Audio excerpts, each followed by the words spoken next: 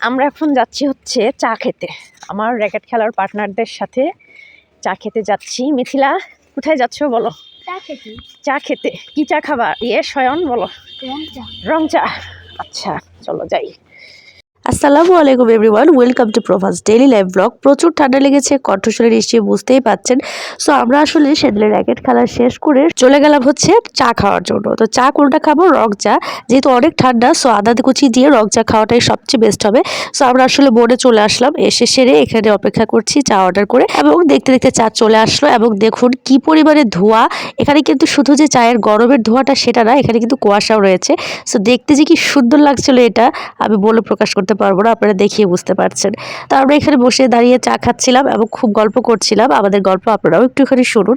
মিথিলা হইতেছে দুধ চা পছন্দ, আর শয়নের মালাই চা, আর আমার হচ্ছে রং চা। চাটা খাওয়ার পরে কিন্তু অনেক বেশি ভালো লাগছিল সবারই, কারণ আমরা অনেকক্ষণ খেলেছি এবং তাছাড়াও কিন্তু অনেক ঠান্ডা, তো সবারই অনেক ভালো লাগছিল। আপনারাও কি এভাবে করে গ্রামে গেলে মরে গিয়ে চা খান কি না অতিরিক্ত ঠান্ডায়, সেটা কিন্তু অবশ্যই কমেন্টসে জানাবেন। সবাই অনেক ভালো থাকবেন।